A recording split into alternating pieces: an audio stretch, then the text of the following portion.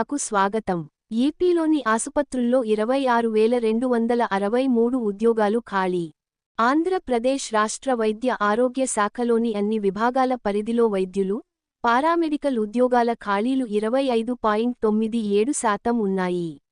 నిర్ణీత లక్ష్య 1,125 ఉద్యోగాలలో 3,114 వైద్యులు, 23,149 పారామెడికల్ ఉద్యోగులు లేరు.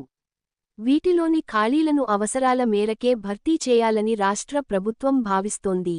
ప్రాధాన్య క్రమంలో తొలుత 8,000 పోస్టుల భర్తీకి వైద్య ఆరోగ్య శాఖ చర్యలు తీసుకోనుంది. విశ్వసనీయ వార్తల సమాహారమే మన కింగ్ మీడియా. దయవుంచి మన కింగ్ మీడియా ఛానల్ను లైక్ చేయండి, షేర్ చేయండి, సబ్స్క్రైబ్ చేయండి. మరి కొందరితో చేయించండి. ధన్యవాదములు.